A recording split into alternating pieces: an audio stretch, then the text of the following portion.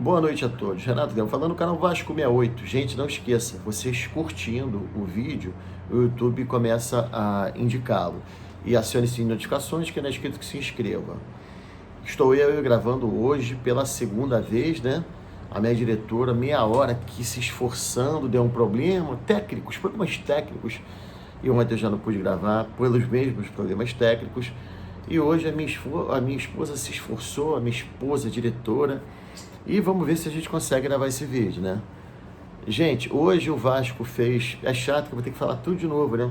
E é tudo improvisado, aqui não tem textinho pronto, não. O Vasco hoje fez um jogo treino contra o América Mineiro, em São Januário, começou perdendo de 1-0, virou para 2-1. Primeiro gol do Cleiton, dado pelo goleiro, né? E o segundo gol no segundo tempo desse jogo treino com a colaboração do Matheus Carvalho, num belo passe. Cleiton participou e o Verratti dá uma bonita virada e fez o segundo gol. O América Mineiro, que é um bom time, caiu jogando bem, é um time bom, um time organizado, caiu jogando bem. Agora, detalhes, a gente praticamente não os tem, porque o jogo foi só permitido as imagens serem filmadas pela Vasco TV, que só liberou há poucos minutos atrás, né? No máximo 1 hora atrás, porque nem a imprensa estava liberada, muito menos torcedor. Então, o que se sabe é que o time começou na formação com o Léo Jardim, na direita o João Vitor, na zaga formaram o Medel, o Léo, na esquerda o Piton, e no meio campo Zé Gabriel, Sforza e Madison, e na frente David Verratti e o Cleiton. Algumas observações que foram feitas nesses 3 jogos, treinos, que o Vasco fez contra a Olaria, Volta Redonda, e hoje contra a América Mineiro, é que o Cleiton se fez presente em gols, né? Deixou a sua marca nesses 3 amistosos. Não sei porque Paulo Henrique não jogou, mas, segundo fontes, ele é o lateral direito. Eu, na minha opinião humilde, não colocaria o Medel na zaga, colocaria ele para fazer uma marcação de meio campo, já que ele é um bom marcador, e colocaria o Michael na zaga. O Michael e mais um. Não sei porque o Michael não está sendo aproveitado. O Michael tem que jogar, como eu acho que o Matheus Carvalho tem que jogar. Ninguém fala, mas se eu já falei aqui, eu repito. Perdemos o segundo jogo, jogando mal os 2 jogos da semifinal contra o Nova Iguaçu, sendo que no segundo jogo, o Matheus Carvalho, ou o Matheus Concão, como vocês quiserem achar melhor, defini-lo, não jogou. E faz falta, tá? E vocês verão que esse rapaz ainda vai crescer muito. Vai crescer muito mesmo. Hoje temos um elenco enxutérrimo, com algumas posições com jogadores já pré-estabelecidos e com reservas, só que nós temos escassez de jogadores de meio campo, não de volante, de primeiro e de segundo homem, mas de jogadores que possam fazer a ligação até o ataque, né? Para poder jogar a bola ao Verratti, ou ao Watson, ao David, ou ao próprio Cleiton, para que eles façam os gols. Payet machucado, tivemos esse infortúnio de termos os 3 melhores jogadores do time, Payet, Paulinho e Jair machucados, sendo que Paulinho e o Jair estão já em outra fase, se recuperando, já fazendo exercícios de bicicleta, mas vai ser lá para o meio do ano, pelo menos. E o Payet foi de média gravidade, ele está treinando diuturnamente, né? Estão surpresos com a dedicação dele, né? Ele quer voltar imediatamente. Falaram até que ele voltaria já no primeiro jogo da rodada contra o Grêmio no domingo, dia 14, mas é impossível, isso não tem nem como, nem valeria a pena. O negócio é guardá-lo e ele se recuperando, colocá-lo em campo nas suas melhores condições, para que não volte e se contunda de novo, até agrave essa contusão que ele tem. Então, assim, teríamos hoje o meio campo com Jair, Paulinho e o Payet, se tivéssemos um meio campo só com 3 jogadores. Que meio campo, Jesus? Que meio campo seria melhor do que o nosso? Meio campo maravilhoso, só que nós não temos. Perdemos jogadores, uma fatalidade. Como chegamos a perder esse rapaz do Queiroz, que hoje estava no banco na vitória do Grêmio sobre o Juventude, o Grêmio se sagrou campeão, e no sufoco também, começou perdendo, virou no finalzinho do primeiro tempo ainda. Então, assim, se Duqueiroz o Vasco não contratou, porque como ele era jogador que estava na Rússia, o Vasco é comandado futebol pelos americanos, aí tem esse problema de Rússia, até isso ferra o Vasco, é impressionante. Sempre probleminha atrapalhando. Mas, o que se foi feito? Nada. Estamos há uma semana do início do Campeonato Brasileiro, né? Contra o Grêmio, todos já sabem disso. É um time que também não é grandes coisas, mas tem seu artilheiro de valor, o Diego Costa. Estamos só penando. Não temos nenhuma novidade, não tem nenhum jogador contratado, absolutamente nenhum jogador contratado. Eu não sei o que eles esperam, não sei se estão contando com a sorte. Eles que eu digo, não é o time, a comissão técnica, não. E até a diretoria da associação. Mas a gente, alguma coisa tem que fazer, alguma coisa tem que ser feita, jogador tem que chegar. Nós estamos com escassez de jogadores, não é pelo número de jogadores 29, não. Podia ser 29, podia ser 100.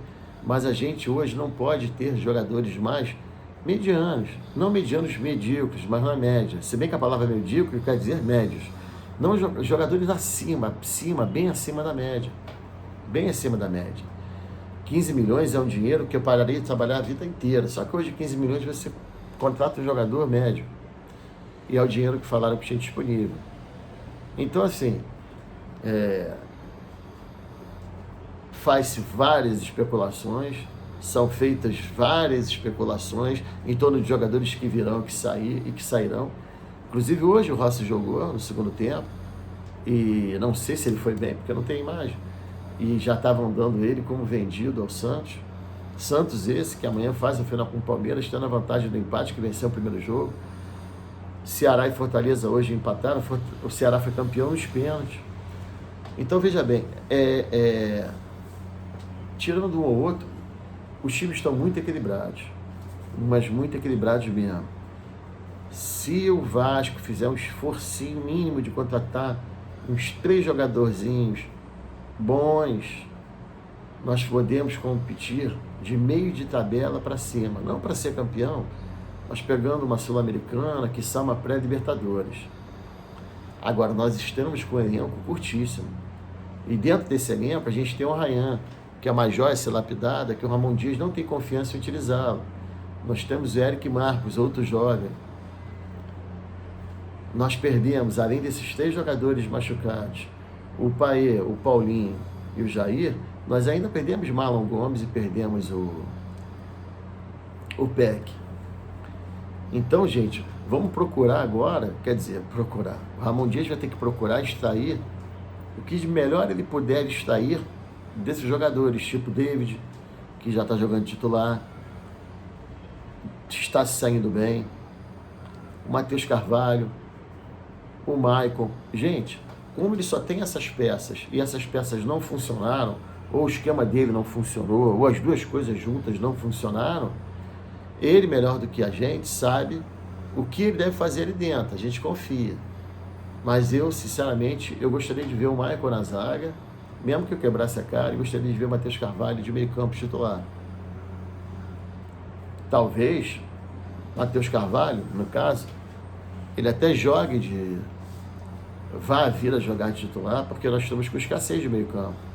Porque o jogador que teria para substituir o Paê, não pelo nível de qualidade, mas por ter uma qualidade, sim, que não chega aos pés do Paê, mas uma qualidade de ligação da bola, de defesa até o ataque, de uma enfiada. Esse jogador seria o Praxedes. Só que o Praxedes não é a questão da torcida estar desacreditada nele. Ele mesmo está desacreditando ele mesmo. Ele está sem a mínima confiança. Por mais confiança que o Ramon Dias passe para ele está sem confiança. Então, o Vasco era um time que vivia de gols do Verratti, de passes e jogadas acima de craque do Paê, os cruzamentos do Piton e as defesas do Léo Jardim. Isso é muito pouco, gente. É muito pouco. E agora a gente ficou com menos do pouco, porque agora perdemos o Paê. O Paê é a peça principal. O Paê é a peça principal. Ah, mas não teria outro Paê. Não importa, até poderia contratar outro. Mas não é isso, eu quero que vocês entendam o seguinte: perdemos literalmente a espinha dorsal, porque o Paê era o único jogador que poderia fazer a bola chegar na frente. E nós não temos um único jogador que possa fazer, ou que possa tentar fazer isso. Porque nenhum do que lá estão vai ter condição de fazer. Não que sejam ruins, não que sejam abaixo do Paê, e são, aliás, muito abaixo, mas é porque não é a função deles. Eles estão com muito mais numa função de desarme, de marcação, do que numa de construção, de ligação, de armar uma jogada. Pode acontecer, mas vai ser esporádico. A gente vai o quê? Vai ficar jogando por uma bolinha? Vai ficar jogando com todo mundo lá atrás, esperando um contra-ataque? Em São Januário o Vasco não consegue jogar assim, nem no Maracanã. O Vasco não vai conseguir ficar jogando atrás, não vai ficar conseguindo esperando. Mas aí eu concordo com vocês. Nós fomos propor o jogo contra o Nova Iguaçu e nos demos mal, nos dois jogos, inclusive no primeiro, no qual empatamos, que era para perdermos também.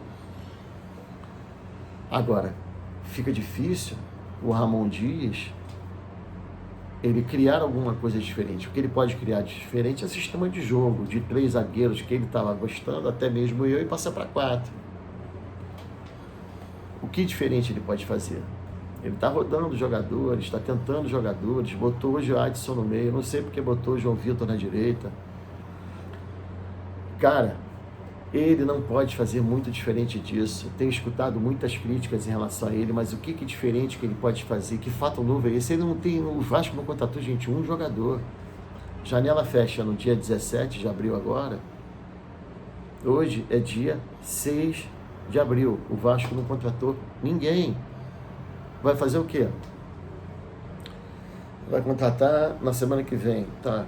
Aí vai ter um dia para treinar, como fizeram com o rapaz, o Cleiton, na semifinal do Carioca. O rapaz chegou, desceu do aeroporto, trocou de roupa, foi para o Maracanã e jogou praticamente nisso. Não se pode nem considerar que ele treinou. Ou vai esperar o quê? Fazer 12 pontos no primeiro turno, ou 16, ou sei lá quantos, míseros pontos, para no desespero levar a torcida ao sofrimento até o final do campeonato, contratando jogadores. A culpa foi de quem? A culpa é do Paulo Brax? Paulo Brax já saiu já, ó, há 4 meses. Tá explicado. A torcida chamava ele de Paulo Tartaruga, Paulo Brax Tartaruga. Dizer que os caras liberaram dinheiro sim, uma parte, mas acontece como em toda empresa. Você tem um orçamento, aí o orçamento é liberado, as coisas não saem como combinado. E vai ficar isso mesmo? Ah não, a 777 tem que lavar as mãos. Tem que lavar as mãos nada. Tem que fazer aporte.